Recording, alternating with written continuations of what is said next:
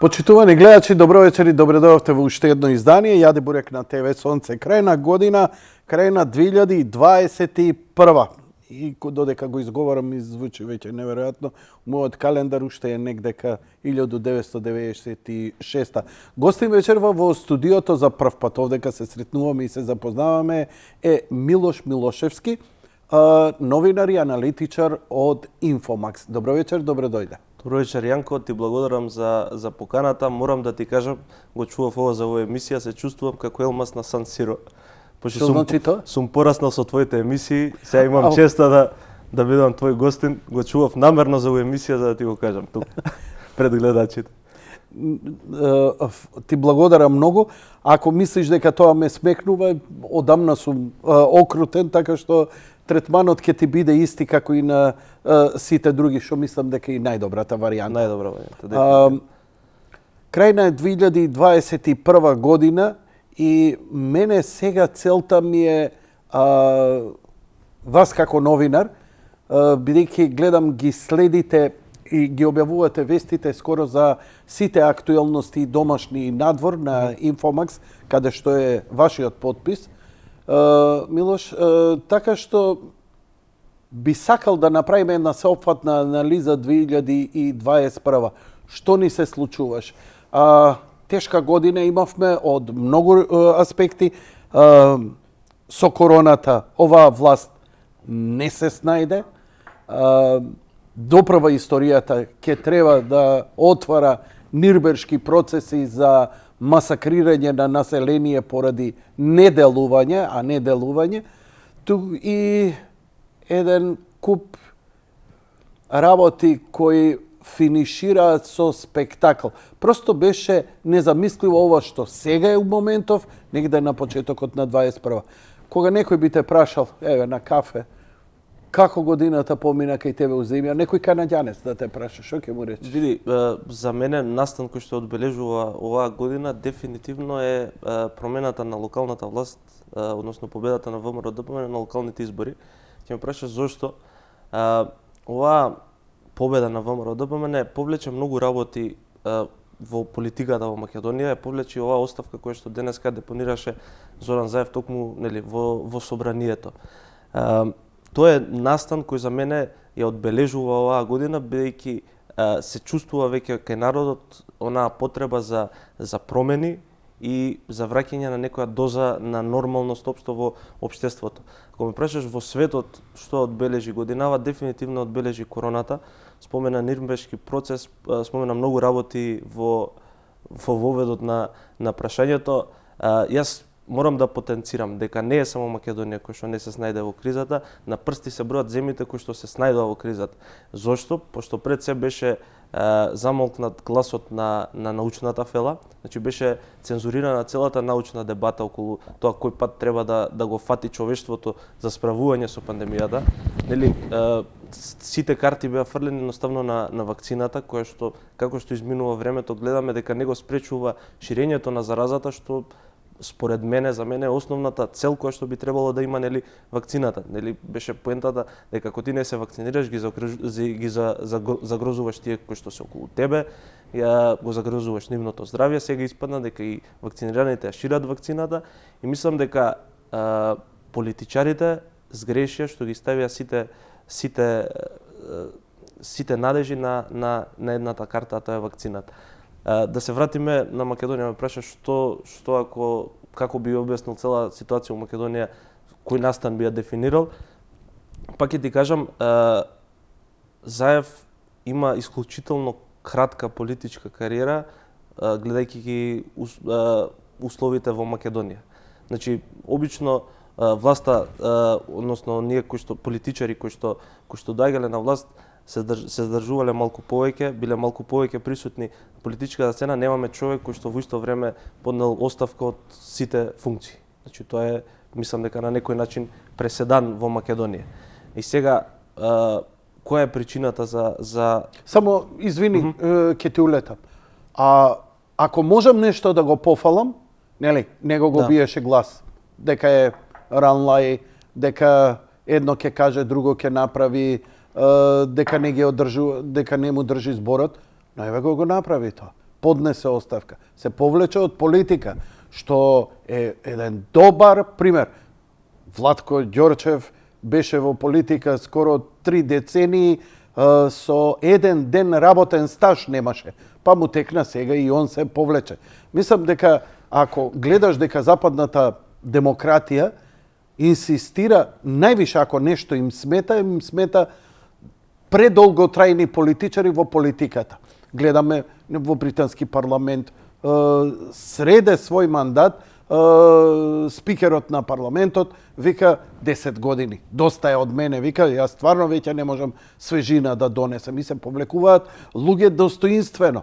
Така што мислам дека е многу добар пример што Заев, ќе го анализираш ти Заев, кај му се грешките, но самиот чин што се повлекува, ја му го поздравувам. Супер што се повлекува.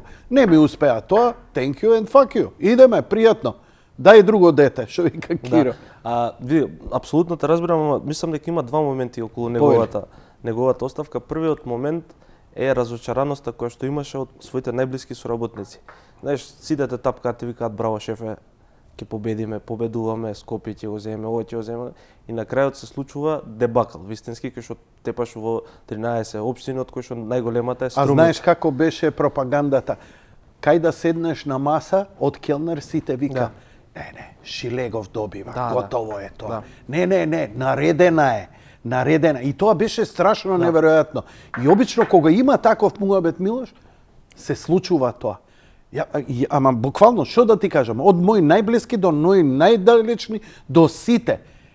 И не се случи тоа. Тотално сите погрешно проценија.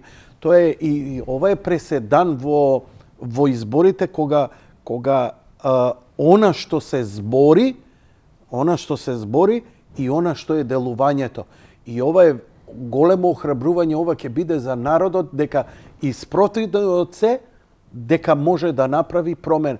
Просто никој не очекуваше. Па ја ги гледав овие како подмочени деца на прозор качени ВМРО-вците не очекуваа. Не. Значи дури ни нивните анализи не го покажувале тоа реално кој што требало. До толку било непознато целата работа. А и Заев нели се истрча. Ако Скопје не го добиеме, ја давам оставка. Чекај, што ти значи тоа? Тоа значи дека Арно викаш, го лажеле, ама и аналитичките центри потврлаат. И сега кога го имаш Ѓорѓе Спасов аналитички центар, иди уби се, човече, извини. Нема погодена една нема погодена во својата кариера. Но види, знаеш што е интересно? Ние како Инфомакс пишувавме дека имало и физички контакт помеѓу Заев конкретно и Николовски. Значи до шамарање дошла работата после првиот круг. Значи они до толку, дали човекот бил до толку одлепен од реалноста и она што фактички се случува во државата, ние го напишавме тоа и никој не го демантираше. Значи тоа стои со потпис, со све напишано од нас, пренесено и објавено. Зоран Заев, народски кажано, му залепил една после првиот круг во својот кабинет на Бихачка. Све повеќе ми се допаѓа Зоран Заев, да ти кажам како ми кажеш. Работава отишла до таму да Љупчо Николовски му вратил на тој физички контакт и настанал мал карамбол кај Заев во канцеларија. Пак ќе ти кажам, че ние ова го објавивме, се шпекулираше со оваа информација, ама никој не ја демантираше. Чим нема демант, прекјутно више 2 месеци се поминати од месец и пол од првиот круг, сигурно е точно. Но зошто доведе до такви работи? Зошто доведе? Види, тоа е моментот, нешто на кој ќе повторуваш доволно пати една лага и во твојот ум станува вистина. Значи, ние збориме за држава во која што паднавме на 111 место според перцепција за корупција, според Transparency International. Збориме за држава во која што 5 години имаме само една година со економски раст на бруто домашен производ. Збориме за држава во која што не се произведува струја. Значи, целосно е руинирано домашното производство на струја и сега ти ако излегуваш на телевизија цело време викаш нема да поскапи струјата, све е добро, економски напредуваме, кажуваш за некои проекти кои што ќе се значи во идно време.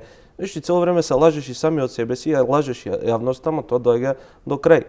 И он веројатно и сами од себе си се излажал дека добра раководи со државава и не очекувал такво нешто да му се случи. Вториот момент кој што за мене мислам дека е Многу си во право. Ова е голема работа.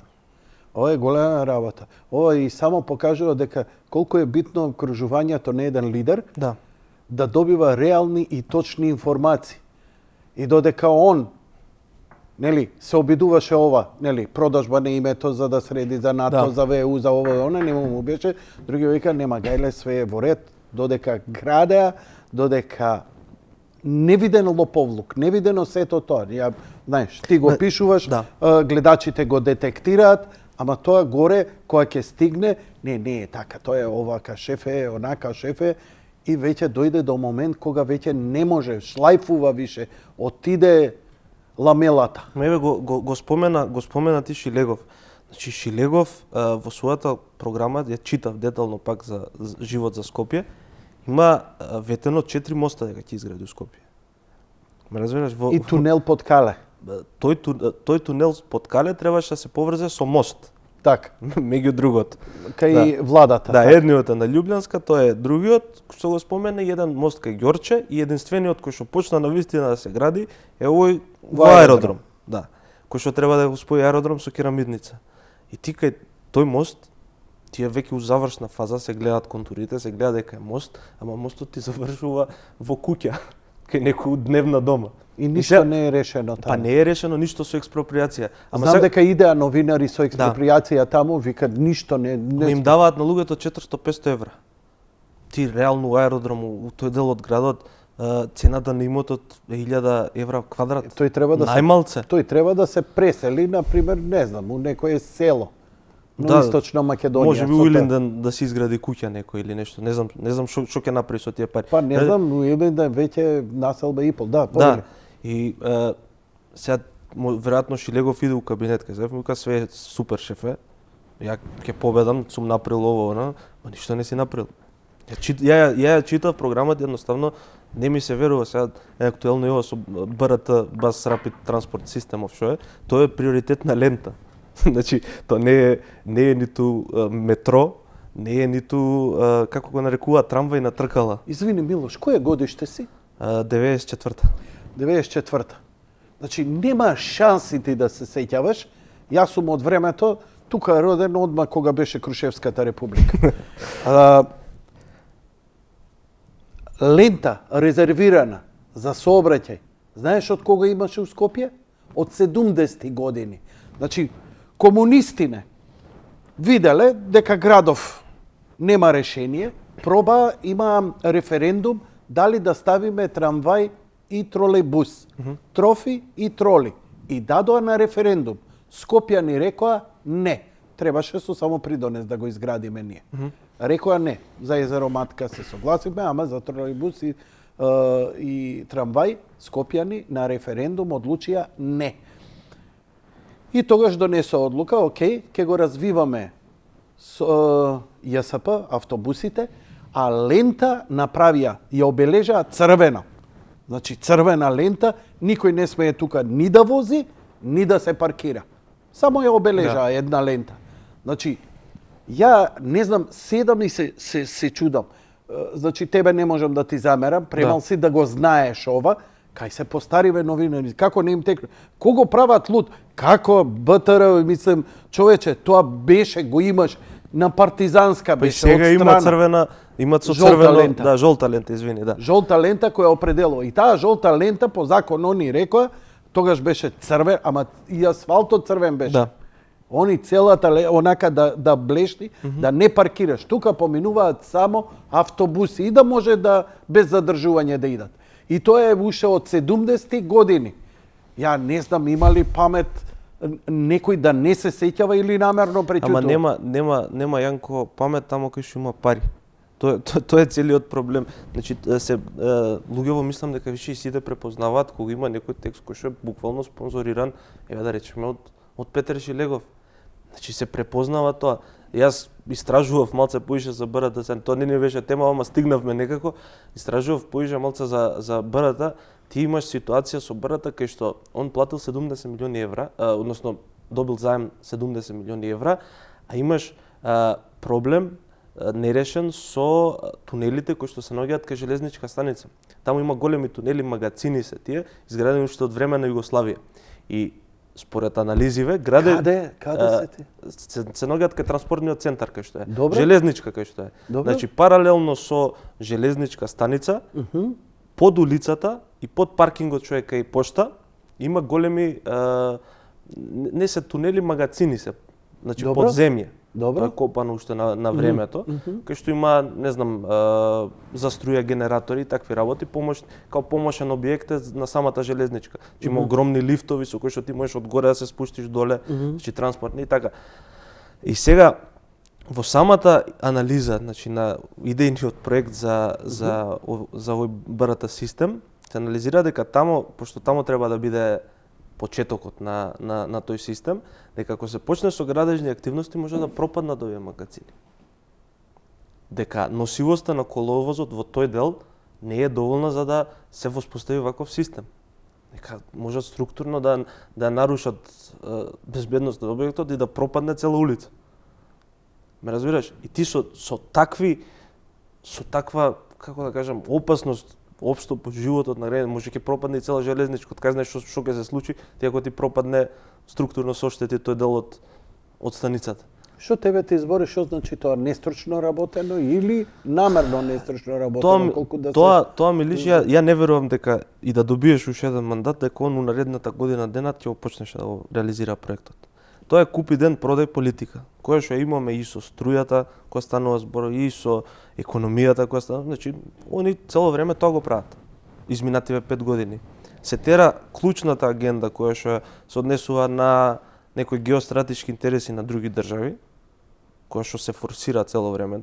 Дали станува збор за договорот од Преспа, дали станува збор за договорот со Бугарија, сите отстапки кои што ги направивме, тоа се за да се остварат туѓи геостратешки интереси, да не се лажеме дека нешто е направено, можеби последиците ќе биде подобро да живеат македонците и сите што живеат у држава, ама не е направено, тоа не е целта.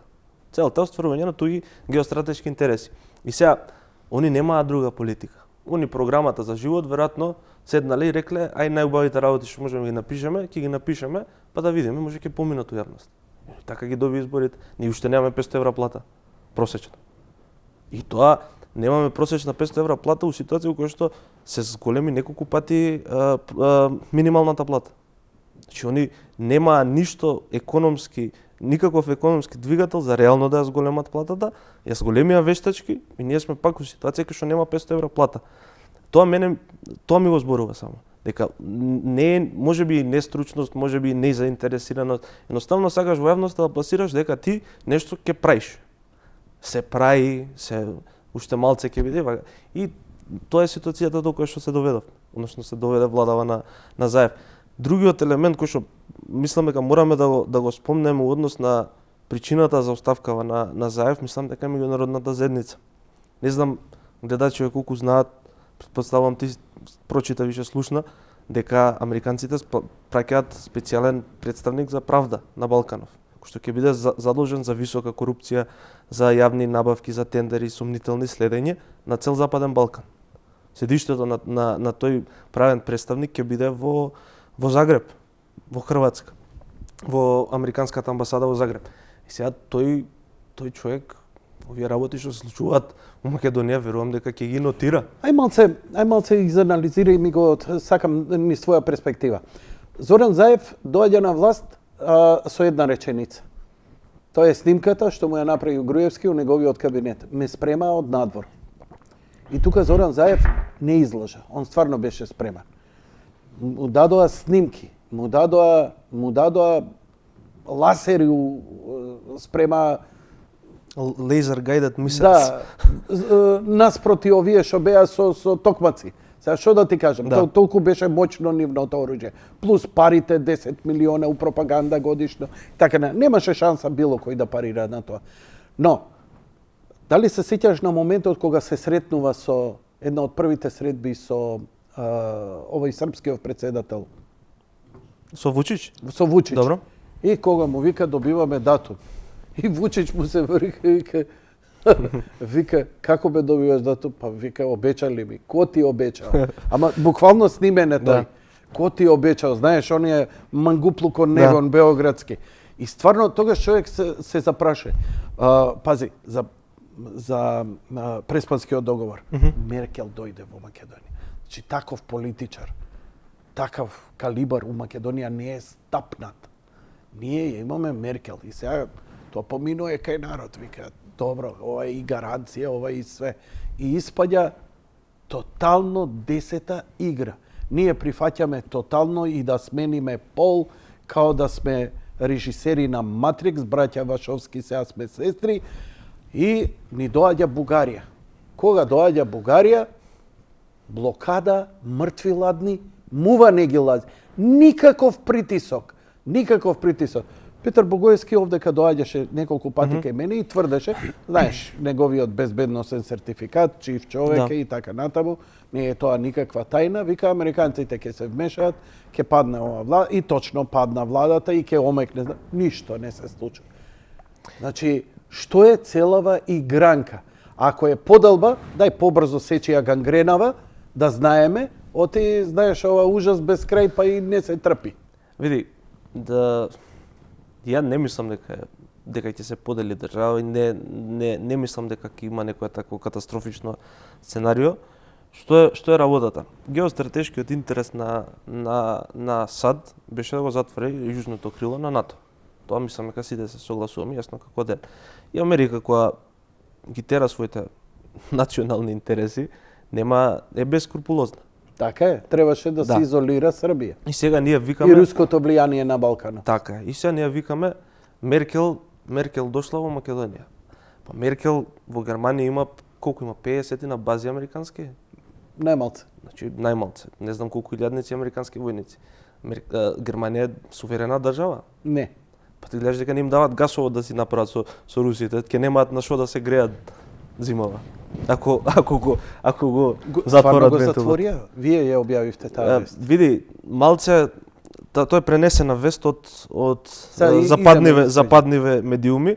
Јас и со колегата, ние имаме слобода, значи кај нас нема цензура. Јас со колегата дебатира, викам, си го пуштил ова, сега запреле они ја запреле испораката, односно не им дозволиле да достават поише од тоа што е договорено више од напред на хартија. Добро.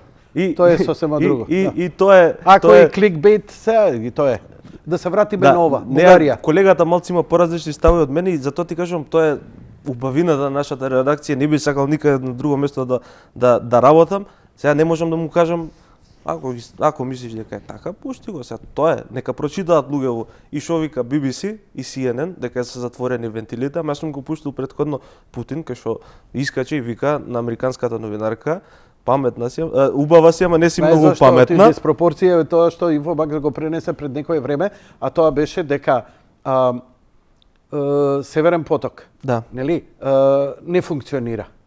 Да. Не дозволуваат, нели, американците да се пушти но вика све е платено.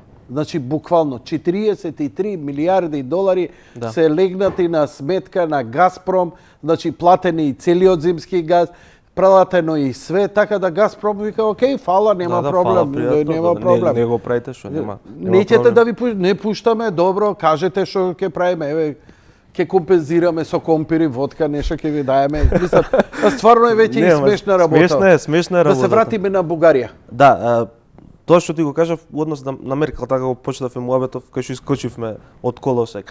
Значи Германија нема суверено право да кажува и да дава ветувања, се знае кој е газдата. Такво време живееме, Вашингтон е новиот Рим и тоа е тоа. Мислам, треба да ја прифатиме ситуацијата таква каква што е. Што се однесува на Бугарија, имаше докторов Несторовиќ, веројатно го следиш, имаше интересно гостување на Балкан Инфо.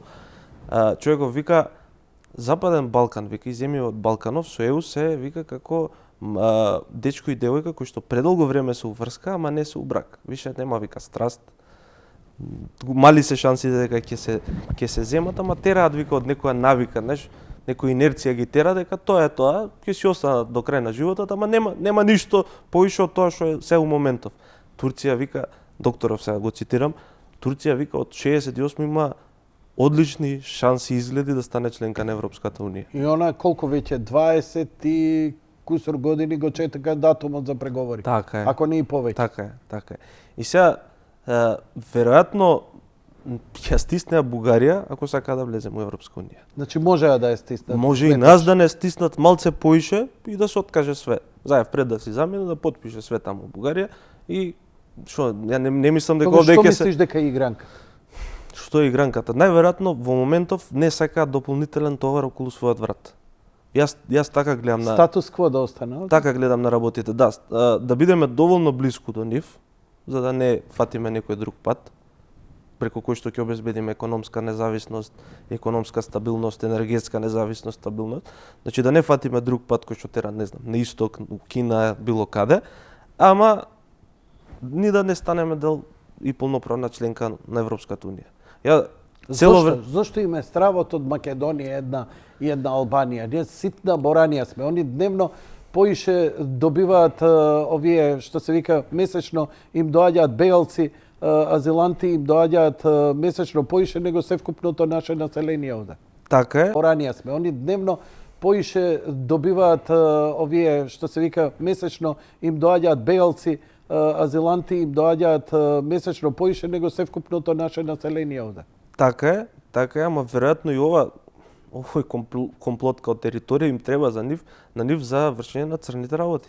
А тоа ако е во Европска унија не може да прави тоа не може. работи. Тоа мислам дел од тие работи нема да може полигон. Да. Значи полигон. Како ние ќе го имаме автобусот на Беса Транс кој што со лажна регистарска табличка без дозвола за превоз, возачи кои што не се вработени и они се овакво без лиценца, едниот е со истечена лиценца, како ќе возат? Тура од 70 која што чини 79 евра, со која што по човек, со која што нема никаква економска профит Беса Транс, значи нема профитабилност. Математиката 1450 евра, они прават од автобус. 1000 евра им е трошокот само за гориво. Колку им останува кер? Значи тоа нема економска логика, веројатно се работи за шверц некој, се работи за црни работи кои што они ги прават и тоа не може да биде у нормална држава. Дури ни Бугарија не може да си го дозволи тоа. Нормална држава немаше да се заборави, а се заборави муабетот како толку брзо и како изгоре тој автобус. Јас знаеш овде како ја нема никош да го заборавам.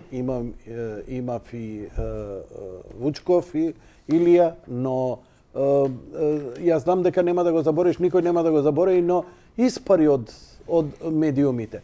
А тек да не спомнувам дека ние имавме болница со 15 мртви, дојдоа германците, направија супервизија и така натаму, нели они имаат CSI и но ако мене добро ме служи сеќавањето, по атентатот на Киро Глигоров, бидејќи ние бевме недоволно опремени сето тоа, дојдоа германците да истражат на лице место што и како и кој го направил ово она, си отидоа и ништо нема разврска.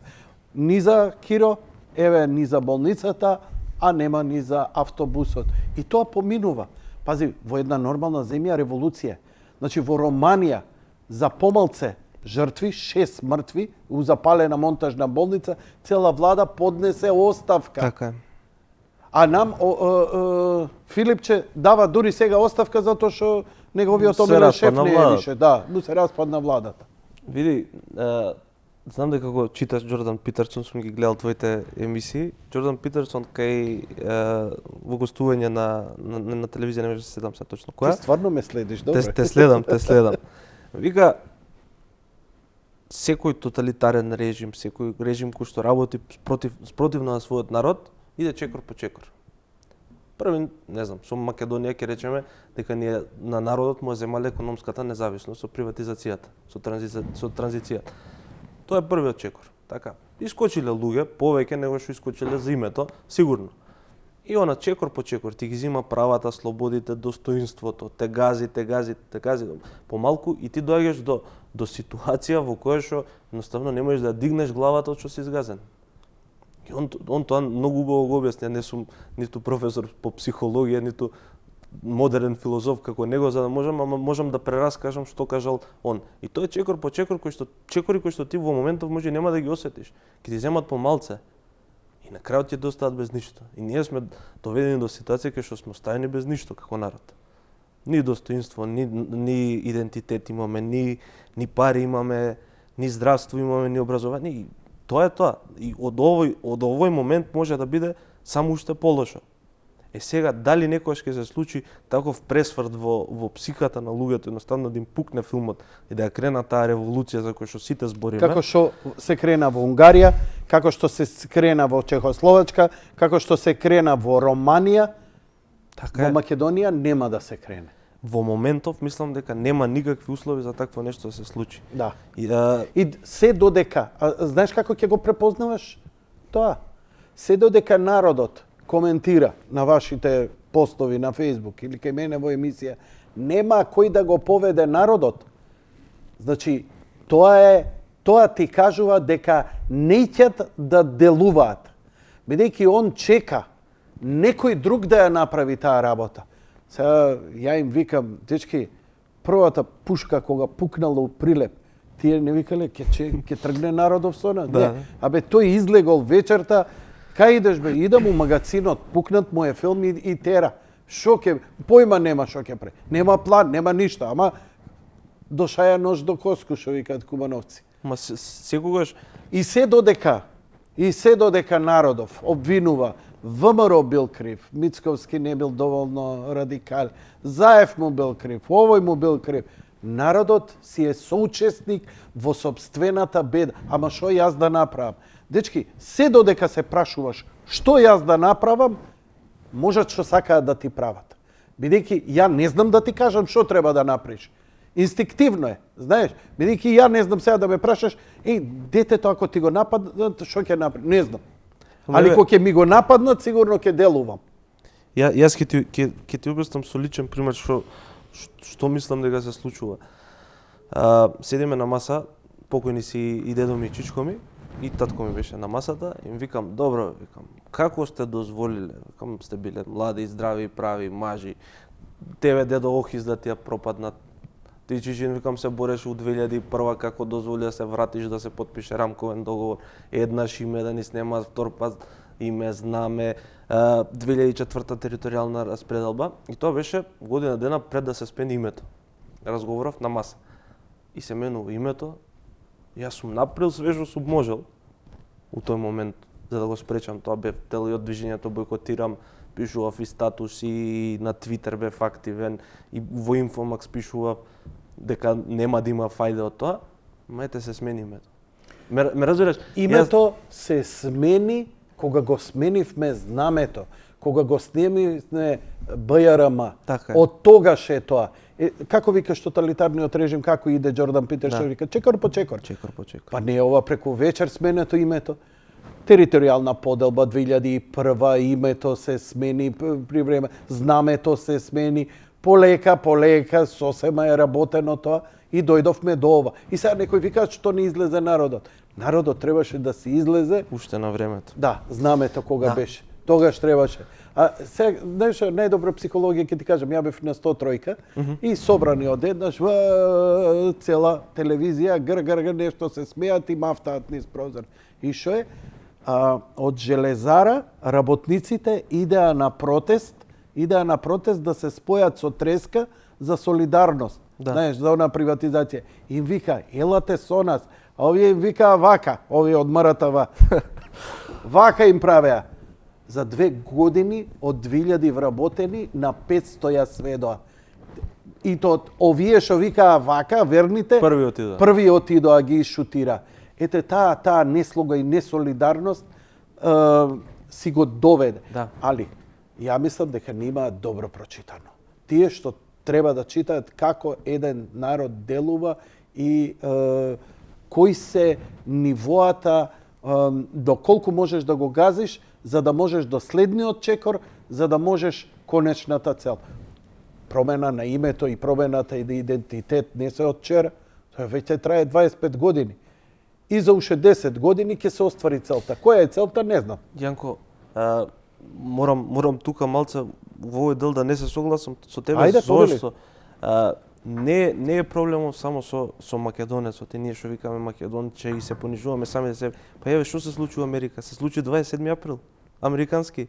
Ние дента пред да се случи, пишевме дека ќе се случи 27 април во Америка. Од овде што се викав кој да не дај Боже ме гледа Трамп. Да. Ало бе, ајва неден. Ке ти направи. Истото што ни го направија, тебе ти го прават. Така е, да. И тоа ги читав и твоите статуси на Facebook, знам дека го говориш истото.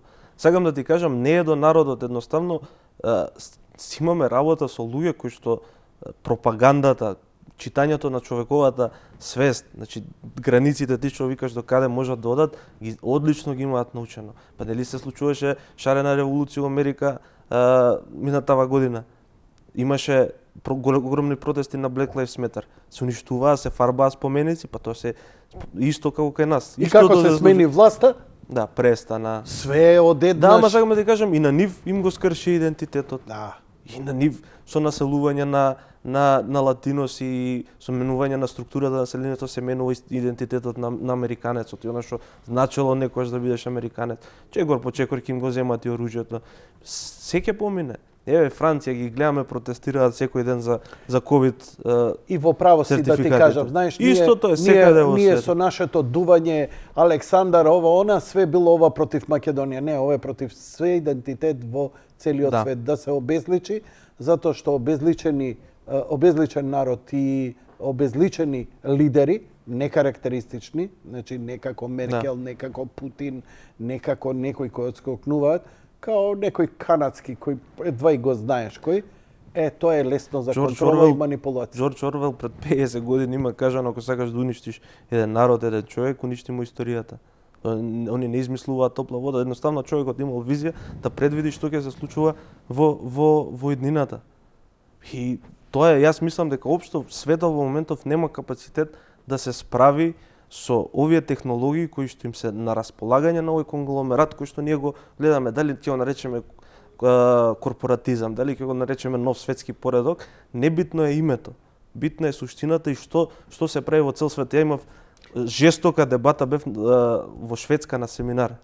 Жестока дебата, доаѓа еден, он бил представник во Европски парламент за ЛГБТ заедница.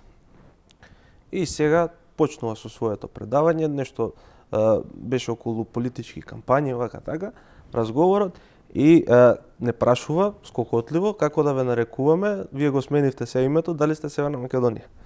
Ја му викам, господине, викам, вие сте представник на Европскиот парламент, викам, првен ми е чест што прв пат у животот можам да разговарам со еден европски бюрократ.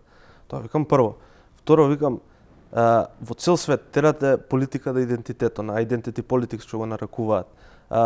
ЛГБТ права, не знам, трансджендер, илјадници родови, цисджендер, не знам си какви веќе ги има. Викам, а на еден народ, цел еден народ му го спорувате правото на самоопределување. Овде не станува збор за политички спор, станува збор за правен спор, во кој што вие не ги почитувате основните постулати на Декларацијата за човекови права на Обединети нации, кој што и Шведска е потписник, викам. Што се ние правиме понатаму овде? Мислите дека ќе бидете интересни? И што ти вика? Што да вика? Почна да ме шутираат колегите од маса. Ко шведскиот кувар од Мапечо. Ништо не го разбере. Па не може за шлајфува затоа што им е плитко. Научени се тоа флоскули со кои идат и не може да го љушти кромидот подалеку. И сега ти му го изљушти кромидот и овој гледа па тоа. Правиме муабет за ми сервираш политика на идентитет, викам мене како народ не ми дозволуваш да се определувам така како што сакам. На крајова идентитетот на секој човек е Но интересно, значи сума сумарум целава игранка велиш дека на Европа и треба оваа црна дупка вака како што е.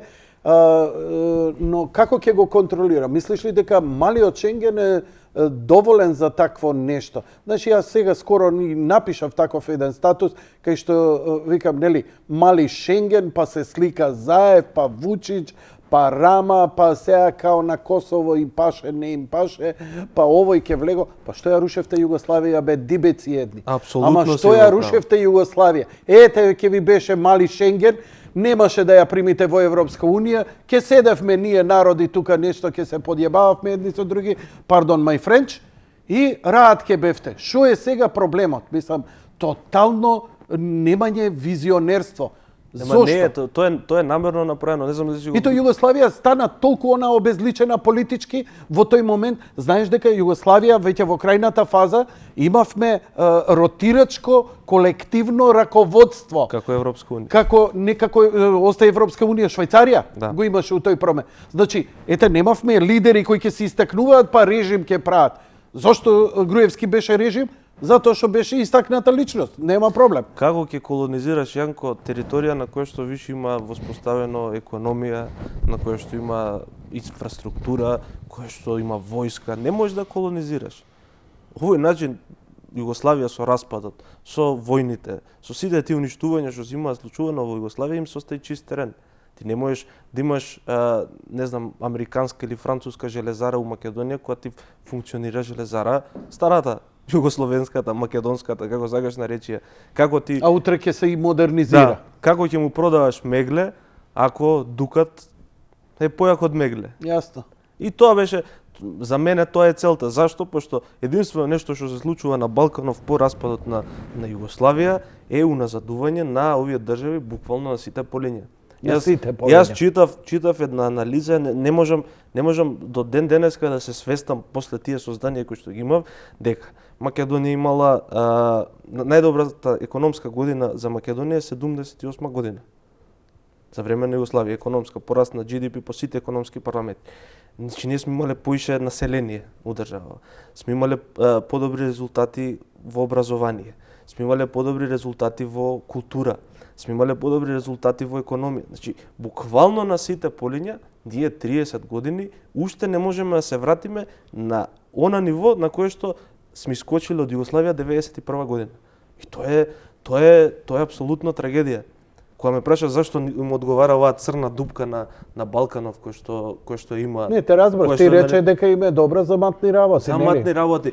Да направи... Морам да го спомнам да утре примерот. ако им се појави некој нов Трамп, да имаат обучена војска со обучен на лице место со маневар како ќе функционира шарена револуција или нешто друго на истиот терен. Меѓу другото и тие тактики нели да ги тренираат, но морам да спомнам ексклузивната информација која што ја објави Инфомакс, ја пишуваше уредникот.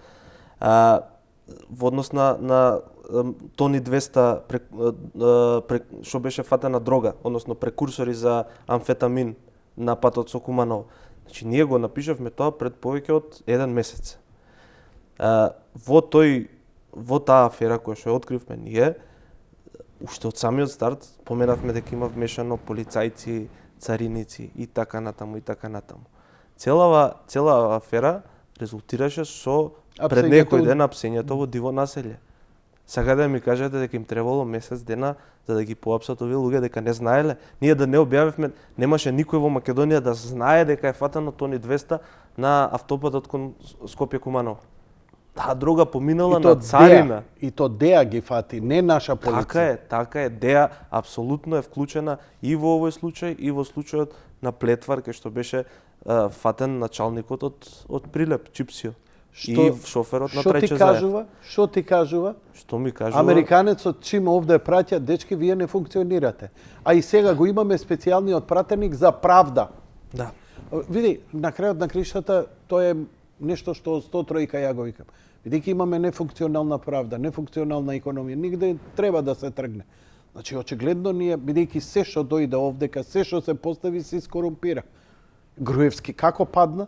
Не го срушија Заев, не сам го сруши. Луѓето околу него беа крајно искорумпирани веќе. Толку арогантни во себобедисаноста дека ништо никој не им може, само малку подолго трае. Иначе, шилегови такви околу него имаше еден куп, тоа добро го памтиме. Иако, нели, некому му беше подобар тој систем и така натаму, но класичната наша приказна е дека секоја власт има тенденција да се корумпира. И колку повеќе и побрзо се корумпира, толку побрзо и паѓа. И сега народов уште кому ќе даде? Ја не знам како и народов најде сила па да му даде на ВМРО повторно шанса.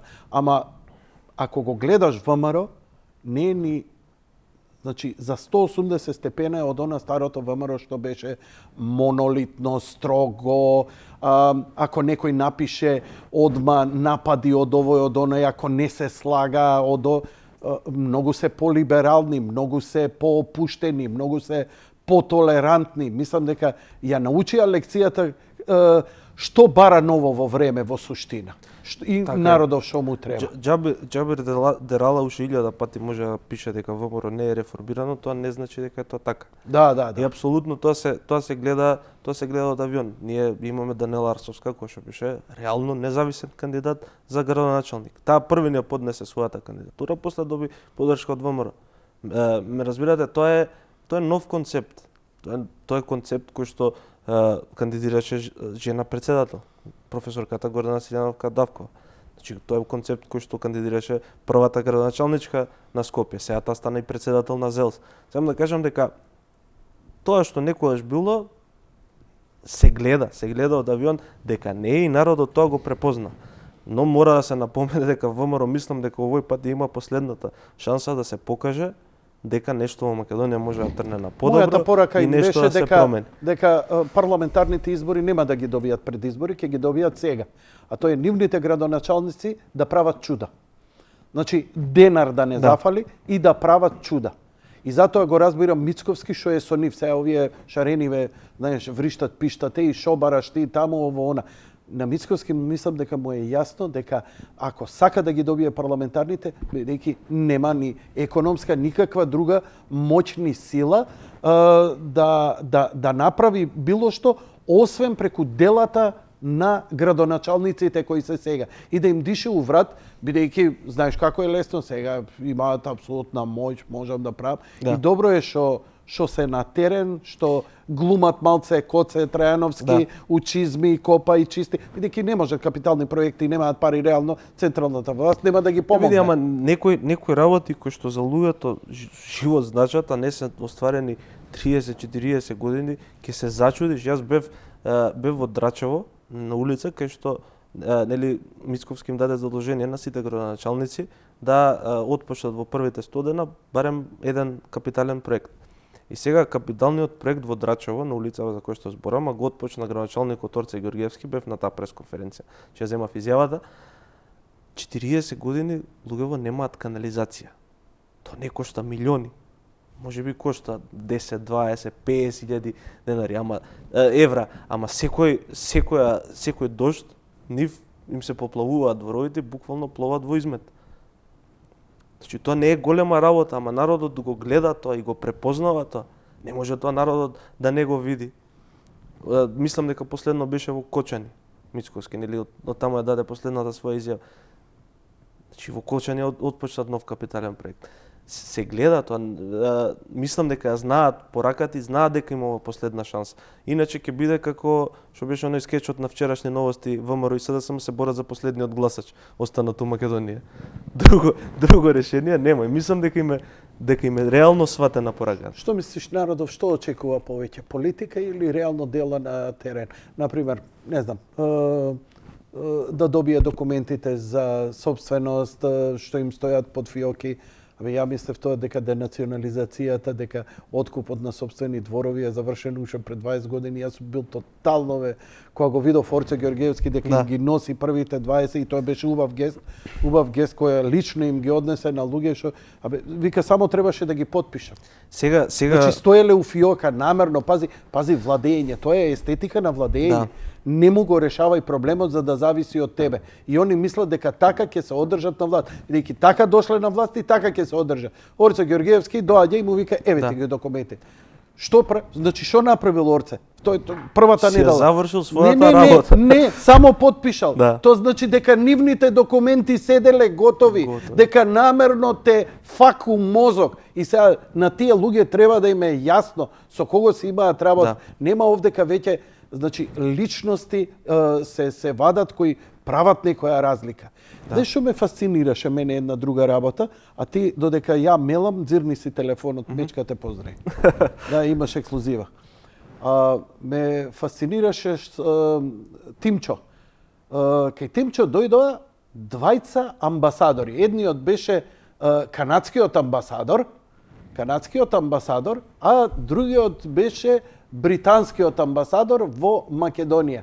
И она што можам да го забележам, седнати беа како јас и ти, вака, тој канадскиот, моја конституција, со меот на вака, со едната арогантен, и Карши го гледа, и, знаеш, она со фаца као, Да. знаеш, дошол у Африка, знаеш, и, као да е овој со коска у носот, знаеш, примитивец, ќе ти дам стрито чрче, нешто, она ваму таму, арогантно, ама од другата страна, говорот на телото на Тимчо, исто, онака, знаеш, онака завален, лежерен, као на исто ниво говорот на телото, уопште не ти се припотресувам. Знаеш ли? Зошто и ова? Многу средби има странците. Те не знам колањаните, овие, оние. Гледав со Александар Николовски, со Мицковски и така натаму, за честија нивните средби. Ја претпоставам дека има еден муабет прв основен, што ќе правите, како ќе правите и употребувајте го, не го менувајте северна. Види, во однос на ставот на Тимчо, го поздравувам неговото држење на телото. Зошто го поздравувам и зашто мислам дека е тоа така? Мислам дека он као дете кој што е растен у Канада, у Америка, школовано таму, он не се чувствува ништо помал од тие луѓе со кои што разговара. И така треба да биде секој политичар. Македонски политичар одма видне кичма пред странец. Да. Заев сам си го кажа тоа, дека треба да свиткаме кичмата. Значи, ти имаш човек кој што го избрале конкретно аеродром 80.000 луѓе. Нели, колку има 80.000 жители, не знам колку гласаат 50.000, значи за него гласало мнозинството од 80.000 луѓе. И сега имаш од другата страна представник кој што е чиновник у канадското МНР, кој што никош не искочил на избори, кој што нема никаква, и му кажале некоја директива, го пуштиле тука да јаде, да пие и сега ќе се занесува. Не сме македонски било чив политичар да подклекне по такво нешто. Што е сега причината да идат кај Тимчо и причината овие сега средбиве зачестени со врвот на ВМРО-ДПМН? Одлично го детектираше моментот дека сакаат да знаат што ќе прават понатаму и дали на некој начин би ги загрозиле интересите на нивните матични држави. На крајот од денот тоа е целта на секој еден амбасадор, да следи што се случува во државата во која што е амбасадор и да праќа извештаи до својата матична држава, да знае дали нешто е променето. Во однос на името и преспанскиот договор, тоа нели дилема завршена била работата, не била завршена работата. Работата ќе биде завршена кога ќе умре последниот македонец. Тоа не може да заврши. Тоа не може никој да го прифати, кој што се чувствува на вистина како македонец, кој што не е партиски полтрон и не му зависи платата у јавна администрација или у министерство од парите, од тоа дали ќе го употребува северна или не. Кој нормален би рекол, ги гледам деца ми ја напунија. Владко Стефановски. Ама он зема пари од државата. Он се доведе од уметник пар екселанс, од виртуоз, од гениалец, да живее на грб на граѓаните, односно да живее од парите на граѓаните преку НАТО фестови, не знам си што, јавни настапи за владата. Тоа е трагедијата, ама тоа е и дел причината за тоа е системот. Зашто зборам системот? Кај нас системот не е да те научам да ловиш риба, кај нас ти даваат по малце, по рибче, да къснеш, да замиш, да ти си мирисаат рацете доволно, ама секојаш те држат на нивната под нивна контрола преку тоа што ти одредуваат дали ти утре ќе земеш леп или не. И така го контролираат мнозинството од народот. Завршена работа, ти кажав. Ја мислам дека ќе биде Македонија кога ќе умре последниот македонец. Мислиш ли дека и овие зачестени средби се што веќе и нив им е јасно дека оваа влада е во слободен пат, дека со Заев единствено губат на вистина еден голем фокус нив, епицентар кој го има, околу кој се фокусира и дека сега гледаш дека не мислам последниве години на пример Радмила Шекеринска никаде ја нема. Во последнава кампања во избориве воопшто не учествуваше, не излезе и сега се повлекува од влада и така натаму. Какви се ситуациите по твоите анализи во СДСМ? Што таму се случува? Морам само ова да го Ако, изанализирам пред да доеме на таа тема. Види, јас мислам дека во моментот кога странците сватија дека Зоран Заев поише негативно влие на нивниот рейтинг туку во Македонија, отколку што им врши работа, тоа беше моментот кога го пуштија низ вода. Тоа се деси уште многу подамна. Ние гледаме поразителни анализи за држави како што се САД, не знам, Германија, Франција, кај што македонскиот народ се повеќе и повеќе гледа во нив непријател, а не пријател. И тоа во голем дел е резултат на поддршката која што ја дадоа за ова 5-годишно владење на Заев. Што се однесува до Радмила Шекеринска, Радмила Шекеринска е не знам, Малдини у политика. Што она ќе игра, се додека не се повреди, се пази. Веќе при крајот на политичката кариера и гледа да ја заврши достоинствено. Но, ама не знам како ќе ја заврши. Не можеме да ја заврши кариерата, но симптоматични беа јавувањата Бранко Црвенковски кога се откажа, тоа беше една силна порака. Колку влијало или не знам. Тогаш Заев рече дека Бранко Црвенковски е завршена работа одамна и така натаму, но еве гледаме, Заев се повлекува и станува она што е Црвенковски. А луѓе на Црвенковски веќе дали ќе мислиш дека покажуваат веќе интенција да ја преземат партијата, затоа што таа партија како да го изгуби идеолошкиот колосек правец. Апсолутно, тоа сега да го кажам следно, а партијата го изгуби идеолошкиот правец во моментот кога Заев излезе на Бъгнес, ако не се лажам, и кажа пред цела македонска, бугарска и светска јавност дека бугарите го ослободиле Скопје. Тоа беше моментот кога СДСМ во целост ја загуби својата идеологија. Не можеме сега ние да ги, ако Заев сгрешил нешто или не знам Шекерински или било кој, да кажеме дека по дефолт сите членови на СДСМ се лоши. Мислам, тоа е како тоа што го направи, тоа би било исто на ниво на она што го направи Заев кога кажа дека ќе се врати злото, дека луѓето се злото кои што гласаат за опозиција. Мислам, тоа е на тоа ниво. Едноставно членовите на СДСМ, во кои што голем дел се од времето на комунизмот, од Комунистичка партија на Југославија, имаат дедовци, баби, прабаби, прадедовци кои што биле партизани, не можат да поминат преку таа граница кај што председателот на нивната партија и премиер. А они се по дефолт поддржувачи на СДСМ. Тие луѓе никогаш нема да поддржат ВМРО. Така е, ама не можат ни да го поддржат ставот на Заев дека бугарите го ослободиле Скопје, дека биле администрација. Тоа не може да го, мислам дека да го прифати 99% од македонскиот народ. Пак ќе спомнам оние кои што имаат некој фајде, дали тендер, дали плата зимаат, може би го прекјутеле. Ама мене баба ми е родена и доена у бугарски затвор. Другиот прадедо ми е избеган у партизаниот бугарски логор, значи бил концентрационен логор. И тие работи, таа колективна меморија не може да се избрише. И не може, мислам дека не е ниту јавувањето на Бранко, не е ниту крилата кои што се јавуваат, едноставно моментот кога ти ќе ја изгубиш суштината за постоење на партијата, тогаш веќе не постои партија. Јас сум зборел со луѓе кои што се со години членови на СДСМ, кои што анализираат дека со доаѓањето на Заев на чело, дека партијата веќе не постои, она постои формално правно како лице, како партија политичка заведена во регистарот на политички партии. Ама она душата, суштината која што била на партијата, тој антифашизам и тие некои, да речам, левичарски гледишта, они ги изгубиле. И не требаше Бранко да излезе и да им каже. После тоа интервју на сите им беше веќе јасно. Не знам, се сеќаваш, имаше и бомби од конгресот на СДСМ кој што се објавува. Да. Тамо веќе го речиси година дена пред локалните избори отворено се говореше за се изразуваше незадоволството кое што го имаат членовите. Значи збориме од луѓе кои што доаѓаат од општински организации, од села, од градови, не е битно. Едноставно се гледаше дека луѓето више отворено говорат за проблемите во партијата и проблемите во државата.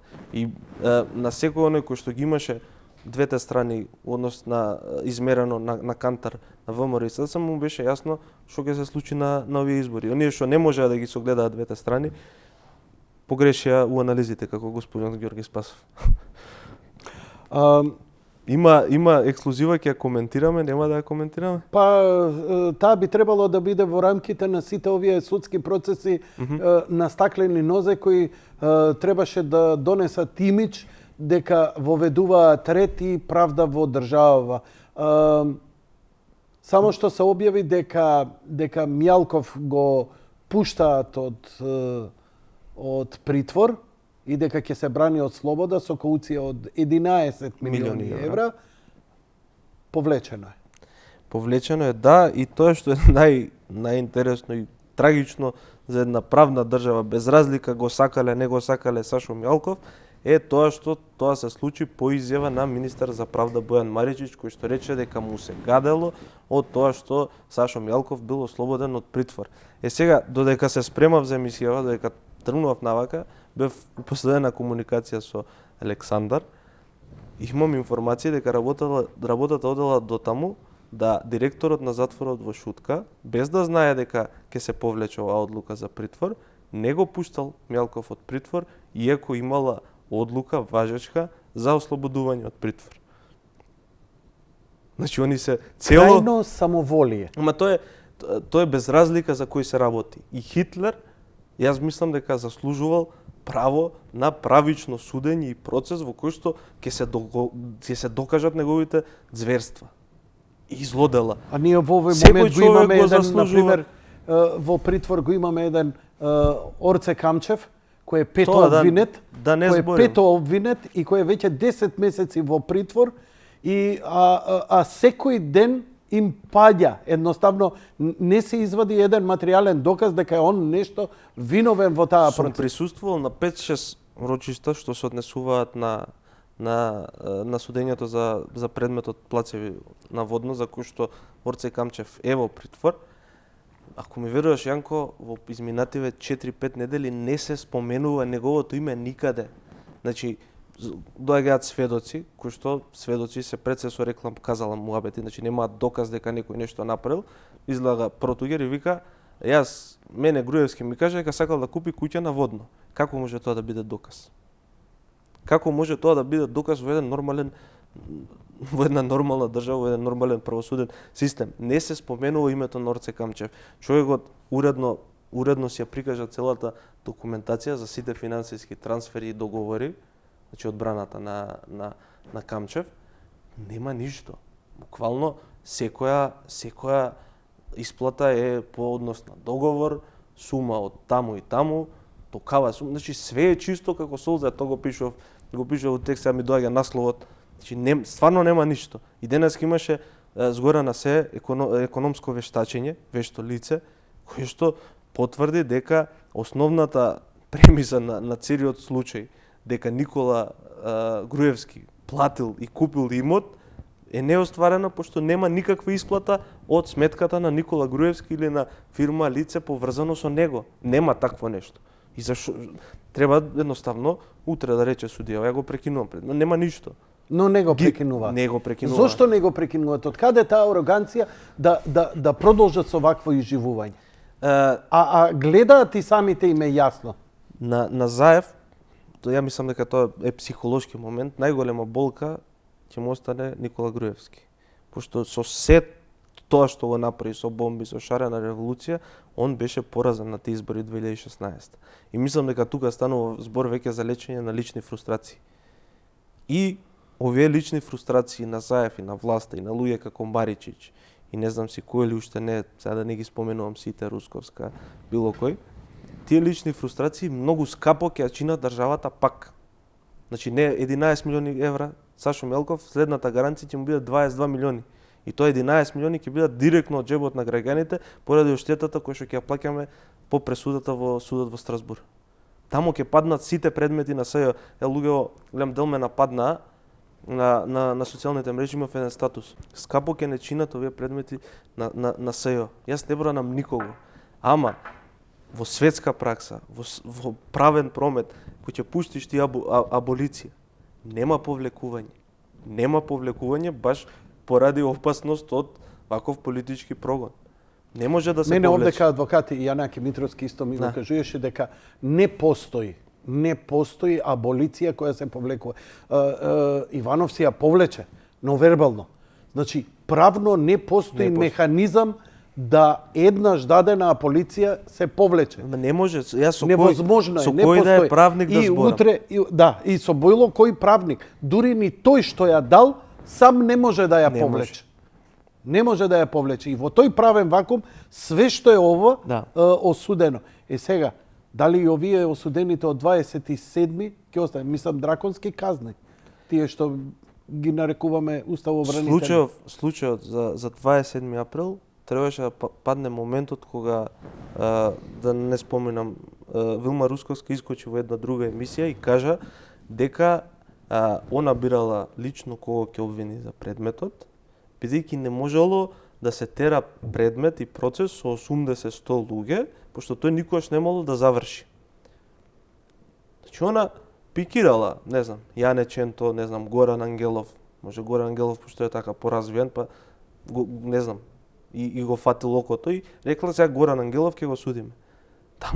Таму освен изјавата на Нинџа, која што пак ќе кажеме рекла, казала, не можеш, нема зашо ги судат луѓето. Влегле во собранието, повлегле во собранието 2500 луѓе. Кај они во процесот докажаа дека они имале однапред наредба, се организирале да влезат во собранието. Што најтрагично, кога се случува насилството врз Заев и кога се случувало наводното договарање, не знам, во ресторан, за да не го споменувам пак името, Јане Ченто не ни бил. Не ни бил во Скопје. Човекот си бил у Прилеп. Од кај што потекнува. Он дошол во пред собрание, дури кога се завршила целата работа 7:15. Ме разбирате, и со такви небулози требаше да падне до сега. Апелација со месеци не им ја даваше на осудените за 27 април пресудата со која што на дел им ја потврдува казната, на дел им се намалува. Значи, видовме дека Нинџа човекот кој што врз чие сведоштво се базираше целиот случај, врз чие сведоштво го осудија, видовме дека се беше на листата за помилување. Кој исто се повлече. Ама и тоа е скандал. Да ја дадеш, да ја повлечеш. И ова со Мијалков. Пушти го, па се повлекува. Мислам, што порака ова за човек? Пази, овој народ, за најбезвезна работа се го мрцварат по судој. И сега, нели, треба да верува во честно судење, кога гледа ова, пазар, сточен, и то необичен пазар, сточен пазар, човече. Мислам, не знам како да го карактеризирам. Ништо нема да помогне, американецов нема да дојде, додека не дојде со 5 души, со шатгани, untouchables, само така. Нема да направат ништо. Не може да направат. Знаеш како? Основниот кривичен суд го прифати предлогот на јавното обвинителство, Мијалков добива 30-дневен притвор. Значи не е пуштен, сега добива плюс 30 дена. Кога збориме за сточен пазар. Пази, сега мислам дека се иде на он го пуштиле, не е тоа повлечено, него 30-дневен притвор нов му е одреден. Нема логика, само ако сакале да го задржат у притвор, треба да го продолжат притвор. Спомна сточен пазар. Знаеш како овие луѓе сите кои што се ги влечат по затвори, они се буквално заложници на оваа власт. Значи ти не можеш, нели, имаше муабети, овој преговарал со оној, се договарале со Заев, не можеш да преговараш од позиција на уценет човек. Значи ти не можеш како уценет човек да преговараш. Ти имаш ултиматум, или ќе го направиш ова, или ќе завршиш во затвор. Не се тоа преговарање и договарање. Ние уште пишувавме, кога излезе случајот Рекет, ние пишувавме дека лично Сашо Мијалков бил рекетиран, еден од рекетираните. Може да замислите, ако Заев излезе на телевизија... Но Боки рече дека он бил посредник помеѓу Заев и Мијалков, за Мијалков да ја заврши работата за референдумот за 8-те пратеници од ВМРО што гласа за промена на името. Апсолутно, ама ние уште пред да излезе оваа изјава на Бојан Јовановски, и соопштивме на јавноста дека тоа се случувало. Објавивме слика, фотографија која што е објавена во кабинетот на Бојан Јовановски ден пред да биде ослободен Сашо Мијалков од притвор, кај што имаат средба Заев и Боки 13. Утре дента веќе излегува Сашо Мијалков притвор. Ако се сегавате на бомбите на лаверите, вели Боги 13 му вика на Орце Камчев, срце мое, многу беше тешка таа работа за Сашо кога збори. Кој го прашува дали платил и Панделевски. Повтори уште еднаш. Дали детекнува на моментот кога што му вика Орце Кој да, срце кого? мое. Зборат за притворот, за ослободување од притвор на Камчев и Панделевски. Кој изборат? Орце Камчев и Бојан Јовановски. Добро. Да, и му вика Орце, предпоставувам го наведува за да каже кој све бил жртва на Заев на крај испаѓа, по вкажувањето на Бојан Јовановски, го наведува да каже дека и Цветан Панделевски платил и дека Сашо Мјалков платил. И Боки денеска првен негира, ама после овој му вели ти ми кажа дека излезе и Сашо, дека ќе излезе и Сашо од притвор и дека платил. Века да, Орце срце мое, тоа многу беше тешко. Значи тоа го слушна целата јавност, ама во тој момент кога ти ја гледаш Катица Јанева како бара пари, ја слушаш, гледаш торби пари како искачаат, не остана тоа заприметено. Значи, Торбата не најдовме каде. Не ја најдовме. И уште не можеме да утврдиме дали собирало не за милион или не собирало, или Бојан Јовановски на тоа се На писмото. Да, во писмото и на тоа се повикуваше. Значи ние овде правиме муабе за луѓе кои што се жртви. Реално се жртви. Јас Орце Камчев е најголемата жртва во целава работа. Затоа што стварно нема никаква причина он да е таму каде што е. Ја не викам да не си одговара. Напротив, кој што се има нека се одговара. 10 месеци да држиш без никаков материјален доказ некого во притвор. Тоа ќе биде далеку сежни последици, тоа ќе биде преседан. Значи, што значи тоа? Тоа значи дека сега кога ќе се смени власта, само еден да имаме нарајцан, што викаат хрватите, да не употребувам повулгарен збор, министер за правда од новата власт и да мамата им ја расплачена сите па да квичат да не знаат што ги стајде. Зошто? Затоа што ќе го има, знаеш како е во правото, нели? Кој ќе се направи преседан, може секој да го прави. Тоа значи утре било кој било што. Ама види тоа неправедно. Па неправедно правевте. Затоа преседаните. Мене затоа се ежам. Орце, ова што му се дешава на Орце, па тоа е порака што ќе ви се дешава вас. Абе нема материјален доказ ти да си у затвор си. Уште само да се самоубие у кофа. Чекаме. Збориме. И тоа би било најголемата среќа за нив. Мораме да потсетиме јавноста дека службената белешка на АНБ, во која што наводно се следел и дека планирал да бега, е напишана од човек кој што го објавивме и ние, рекетирал бизнисмен за 70.000 евра. И меѓу другото, не е во затвор. Миладинови. Во затвор еден од браќата Миладинови кој што едниот сведочеше за 27 април и беше ослободен и помилуван, а тој од АНБ, кој што има пишувано белешкава, немаше покренато против него ни обвинение. Значи за него, за човекот кој што ја напиша службената белешка за Орце Камчев да заврши во притвор, рекетираше пари и за него немаше ни обвиненија, никаков судски процес не се води. Мислам дека американците и на оваа власт и упатија јасна порака во моментот кога Бранко Геровски се појави на Voice of America, каде што рече има голема корупција и рекетирање во врвот.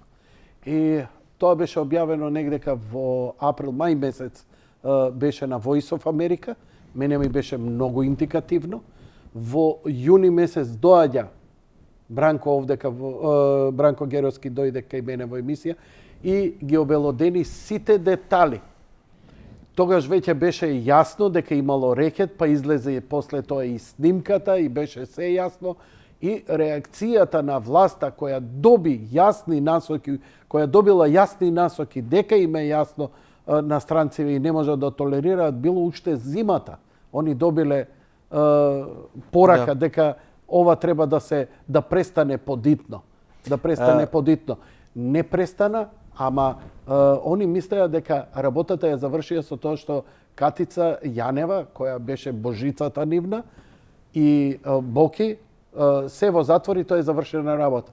Па не можеш мене да ме убедиш дека Боки сам и Катица можат да го прават со такви моćни луѓе тоа што го прават ако немале сапорт од вонземјани. Сега ти кажем многу интересен податок. Ние уште во декември, ноември Значи годината пред да пукне аферава со рекет, пишувавме дека Стивенсон, кој што беше висок чиновник во американската амбасада, беше нешто веројатно во овие цешкиве структури, кој што земаше $17,000 плата, премина у приватен сектор у Македонија да работи и остана тука. Беше едно време и советник у СЈО, ама ние пишавме дека он рекетирал бизнисмени.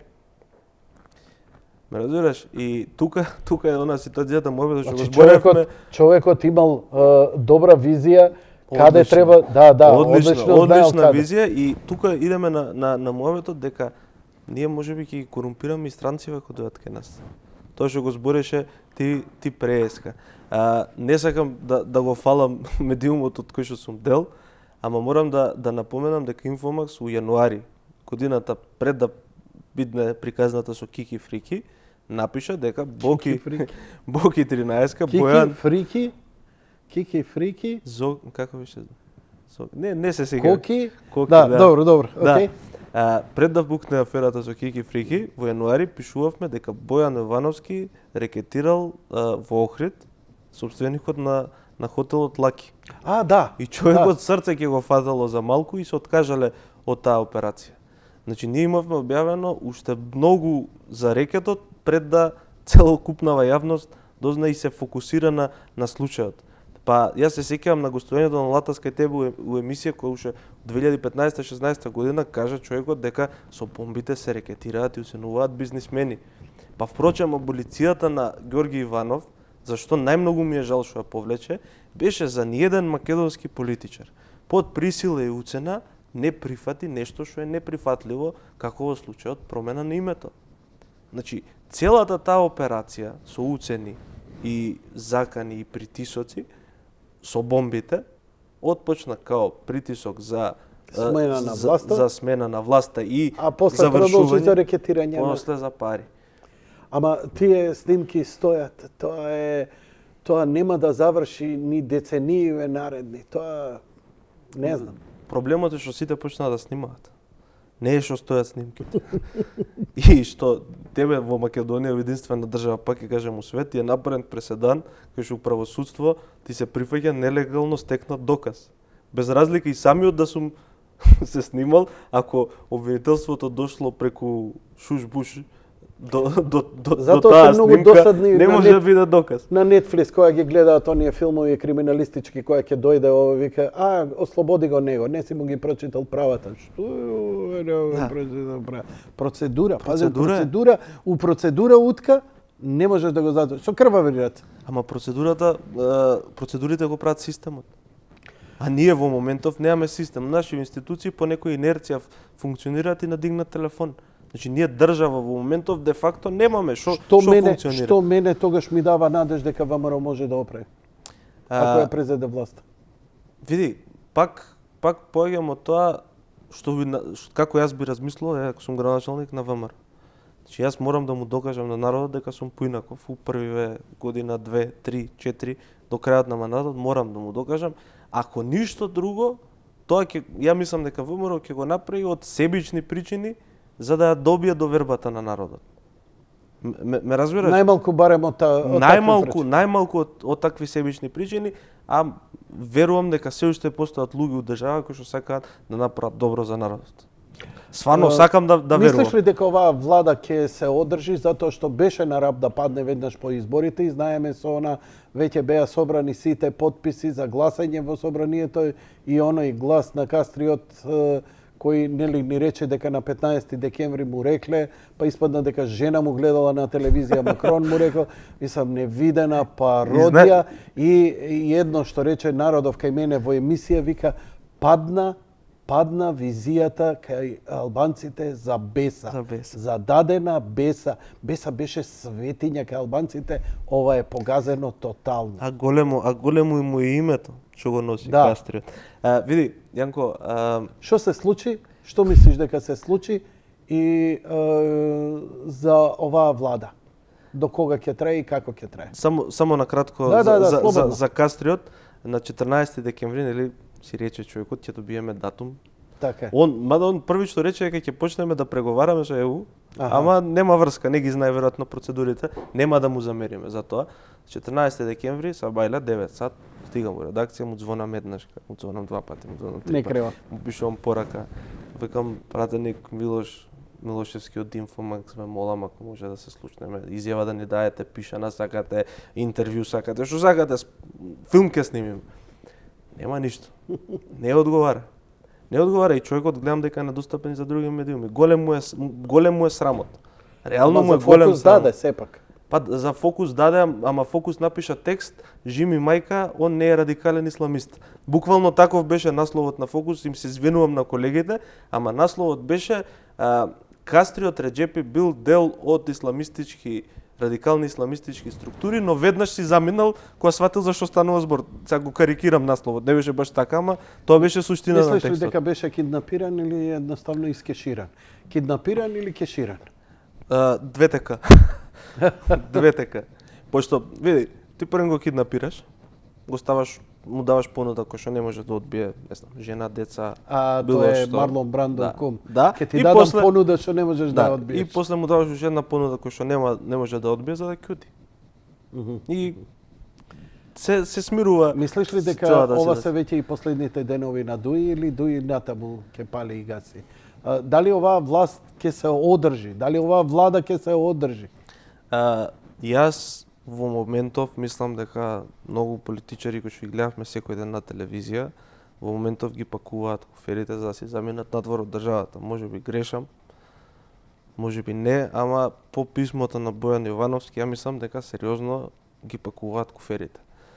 И мислам дека оваа влада на Ковачевски треба да им купи уште малце време. За жал, како што она го правеше ВМРО со амандманите во собранието, нели, одложувањето на доаѓање на власт, па нели гаранции писмени се бара, истите случувања кои што ги гледавме 2017 ги гледаме и сега. И сега они купуваат време за да може да се спаси, не знам, Заев, да се спаси брат му, братучет му, не знам, татко му.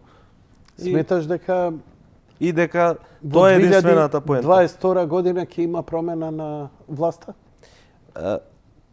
Уште малце ќе задржам на Да, темава. слободно.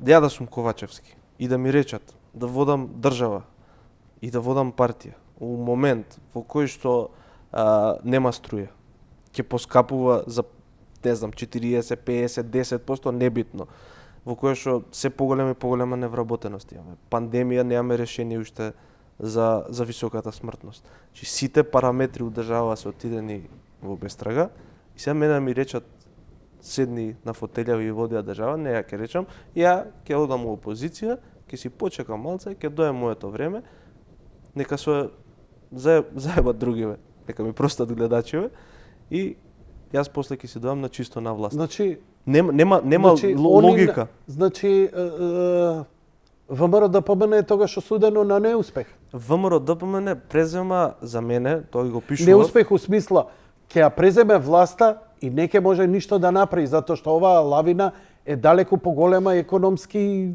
и социјално од Те разбирам што се да кажеш, но мислам дека опозицијските партии, ВМРО, Левица, Алијанса, кои што останаа доследни на таа коалиција, превзема голема одговорност на себе да ја водат државата во такви тешки моменти. Значи, тоа морам да го кажам и да го потенцирам како нешто за почит. Не мислам дека владата идна на ВМРО ДПМН или на било кој друг, освен оваа булумента што е сега на власт, не мислам дека ќе доживее неуспех. Зашто? Пошто го има човечкиот капацитет. Петре Шилегов, кој што направи мост, кој што води кај човек дома, ќе биде министер за транспорт и врски. Кој ќе биде министер за транспорт и врски? И што ќе направи Шилегов? Ако не успел да направи еден мост у 4 годишен мандат, тунели ќе правеше, не успеа зиплајнот да го направи, па пушти жица една, стај на 100 метри стубови и ете ти го зиплајнот. Дури и тоа што постоеше, жичарата не работеше со години. Сега беше оправдување на почетокот пандемијата со коронавирус, но лесни мерките па не работеше, веројатно не била сервисирана. Не е сервисирана. Тоа ми Како вика и логика. авионите што не се Како и сервисирани. авионите. И сега Од еднава страна, не И знам, пожари, изгореа бараки, изгоре една барака, изгоре судот, изгоре болница, изгоре автобус. Олку вакви пожари, тоа е... Не, ова не е случајно. во еден ден, во 24 сати, гори колата, односно експлодира колата на автопат на председателот на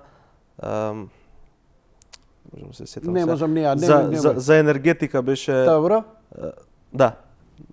Ме Добро. разбираш што да кажам? Да, јас знам веста, ама не можам детали да ти кажам. И гори колата на Гаврил Бубевски, обвинител во СЈ. Сега, што била целта? Дали била целта да се запалат документите у јавно предпријатие улици и патишта, кај што ние имаме информации дека имало многу тендери, јавни набавки кои што биле спорни, кои што изгореле, или била целта колава на Гаврил Бубевски, тоа е подеднакво страшно. И ти не заборави дека низ прошливе 5 години имаме стотина запалени автомобили низ цела држава. Ме дојми оваа реченица што ја кажа дека е за поздравување и дека свесно влегуваат во многу опасна ситуација да ја преземат, да ја водат државата, каде што ништо добро не можат да очекуваат на ниедно поле. Не смеат ништо да им ветат на народот, затоа што нема струја, затоа што презадолжена земјата.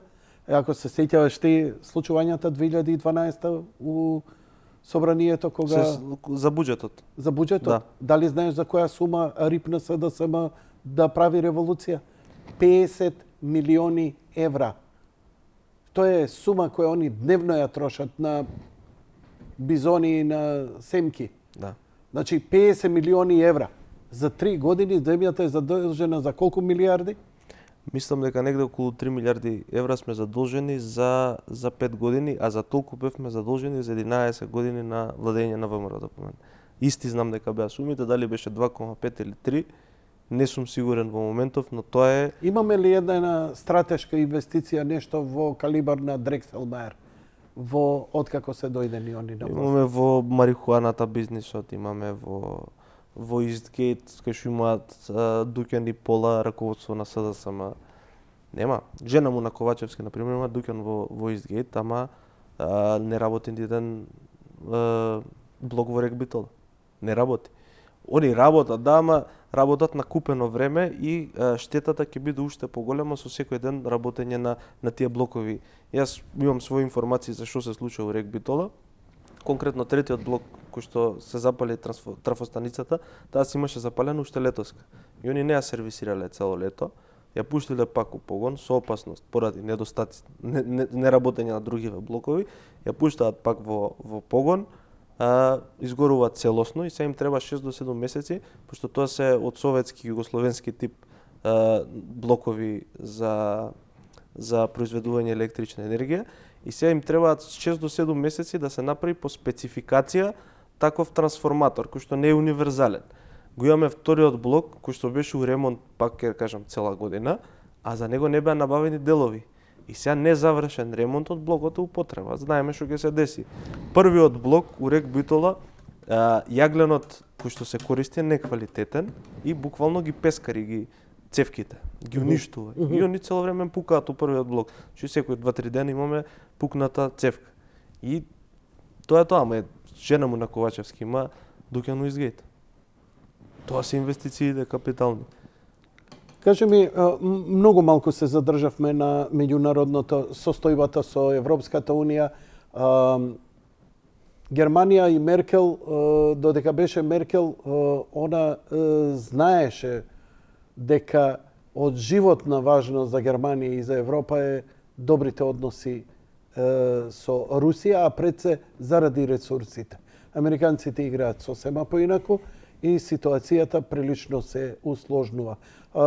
Дали мислиш дека Украина повторно ќе биде боено поле на некаква граѓанска војна или директен конфликт помеѓу Русија и Украина па со вмешување на НАТО?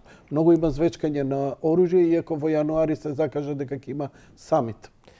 Јас како што гледам ситуацијава, и тоа се можам да им кажам на гледачи слободно мирно да се легнат, нуклеарна војна и војна помеѓу Русија и НАТО нема да има. Тоа е едноставно што викаш ти преска кликбейт наслови само што не почна војната, нема врска, нема да почне, пошто нуклеарното оружје е пред се користи за да се спречи такво нешто. Значи војна помеѓу големите сили, нали? Не треба филозофски. Да, кажи ми конкретно што се дешава, што мислиш? Конкретно што се дешава, не се почитува договорот од Минск, кој што беше потпишан во Белорусија. Значи мислам дека беше трипартитен договор, која година е тој?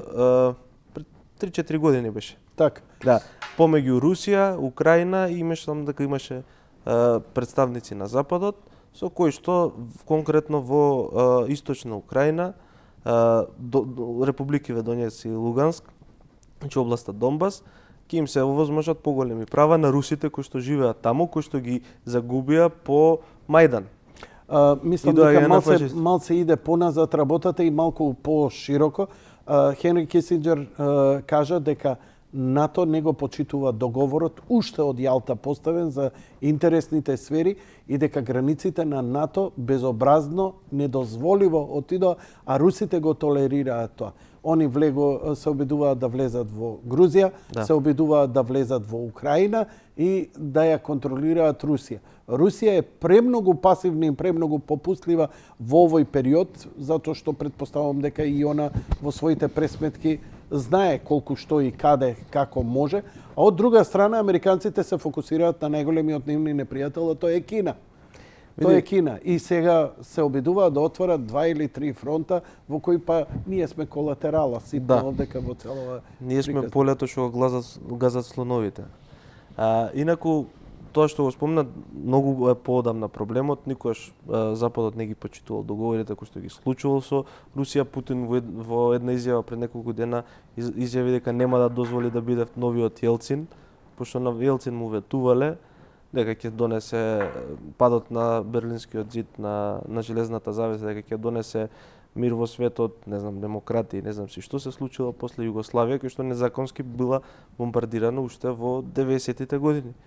Значи, уште првото, говорам, бомбардирање и вмешување во конфликтот во Босна е незаконски и спротивно на меѓународното право.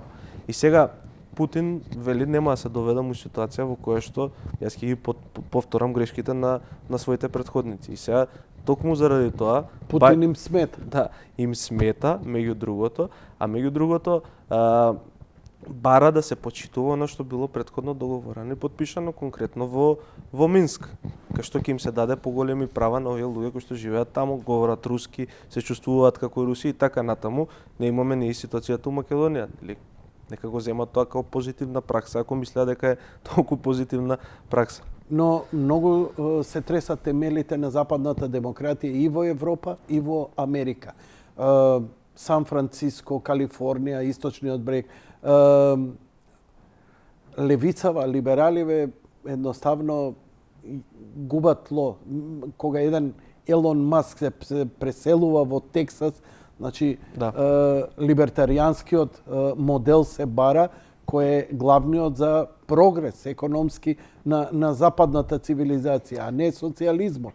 Тој никогаш не носел прогрес. Тој е добар како за работниците, за права, остварување и така натаму. Безбедносна мрежа, да речеме некој, за обичниот човек. За обичниот човек. Но она што е прогрес и напредок секогаш бил либертаријанскиот пристап, не либералниот, либертаријанскиот. Гледачите не прават таа дистинкција. Америка е во невиден турмој. Последните рейтинзи говорат дека Трамп сега, баниран од Фейсбук, баниран од Твитер, е попопуларен од Бајден во овој момент. И има уште една работа, големиот страв дека најавите негови дека он повторно ќе се кандидира за председател 2024 година. И не знам што е планот, но како да самите структури во Америка работат против Америка.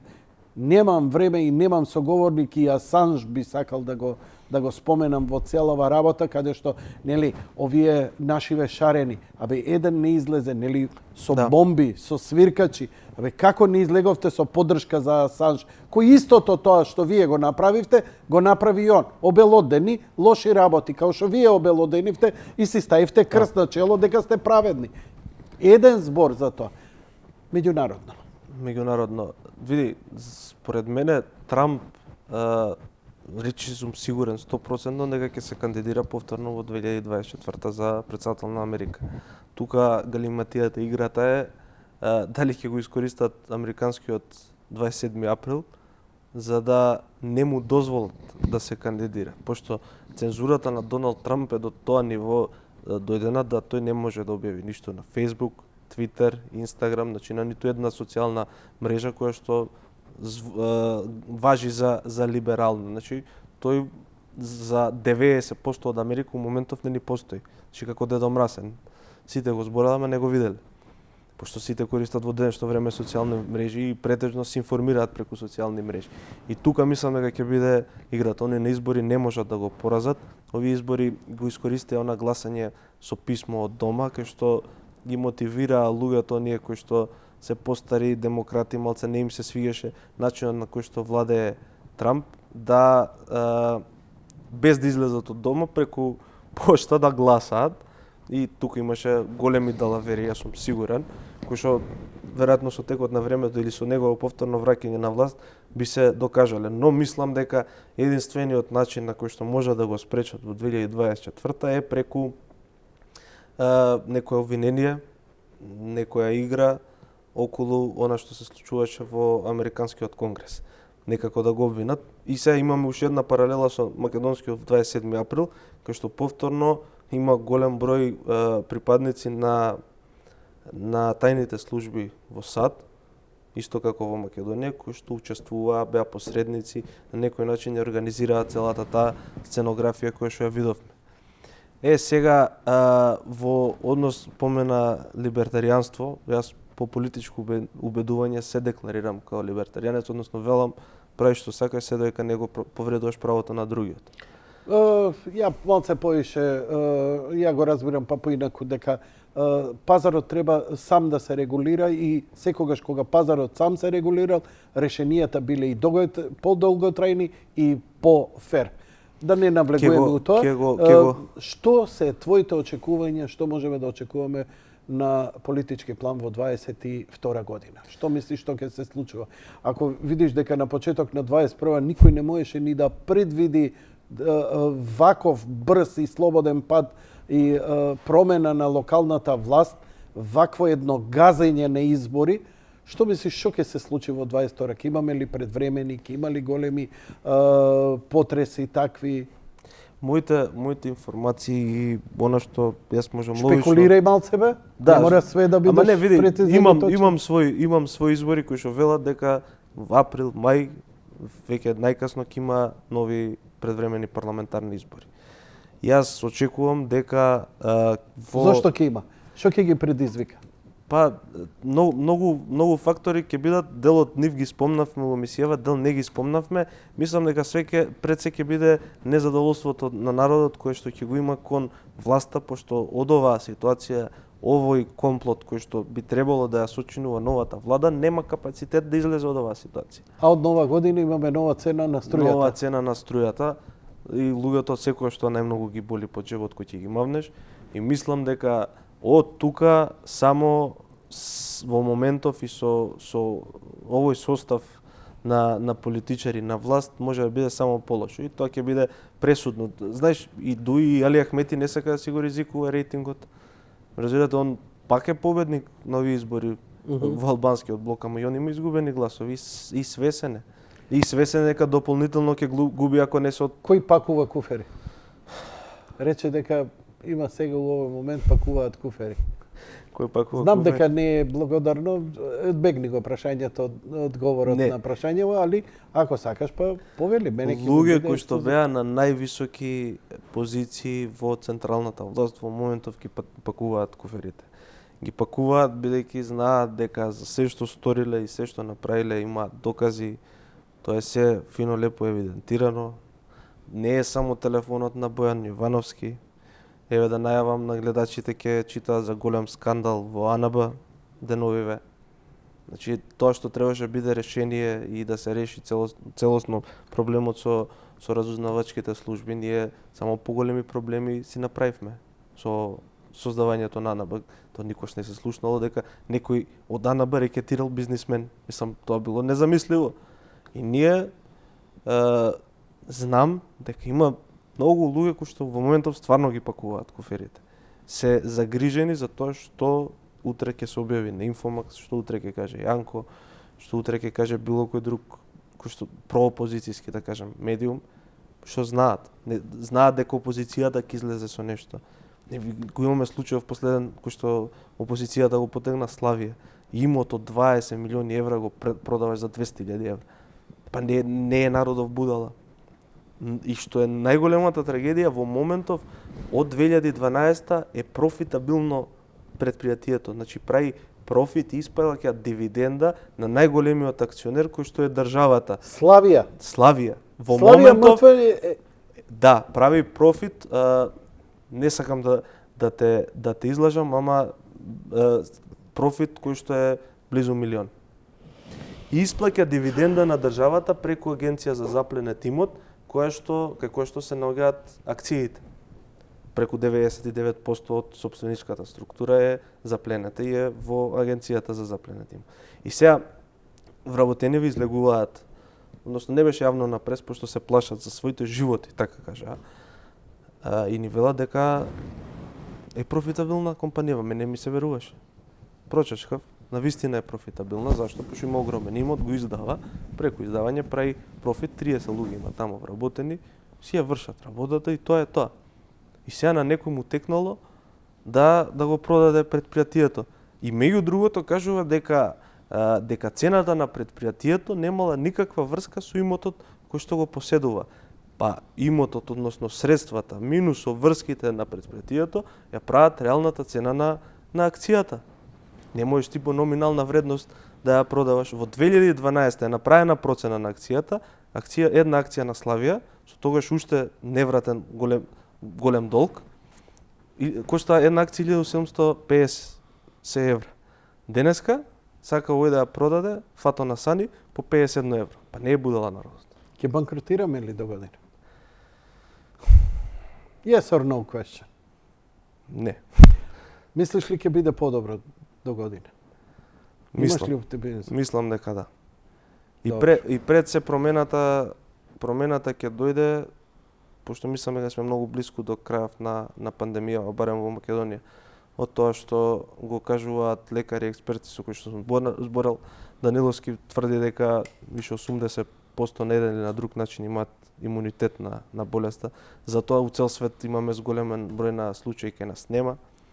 Даниловски тврди дека Омикрон, дека секој еден вирус мутира да биде помалку, кога мутира да биде позаразен, мутира и да биде помалку смртоносен, пошто тоа е природна селекција. Ако си ти болен и на смртна постела после 2 дена, колку луѓе можеш да заразиш? Разбираш, и тоа е сета логика вели дека овој ќе биде многу помалце смртоносен и ќе има помали симптоми, и мислам дека тоа ќе биде една оддишка која што ќе потегне работата подобро. Си настапувал на телевизија вака, у анализи, по емисија? Па да ти кажам, 2 пати сум настапувал на Алфа, Така. на Инфомакс. Не сум редовно. Добро. Да. Не сум те видел на Алфа, на телевизија. Да. Океј, мене ми беше вистинско задоволство. Ти благодарам што дојде, благодарам за анализа. Прв пат се гледам и запознаваме овдека. 120 минути ги направивме фул, верувал или не. 2 сати. Да, веќе отидовме и затоа морам тука да те одјавам. Ти посакувам среќна нова година, многу успех лично и на професионално поле, тебе и на твоите колеги. Ти благодарам и на тебе многу, Јанко, за поканата. Чест ми беше. Ти кажав уште еднаш, ќе кажам пак, од дете те гледам, мило ми е што стигнав тука да настапувам кај тебе во емисија. Почитувани гледачи, тоа беше се за вечерва. Благодарам за вашето внимание, лека ноќ и пријатно.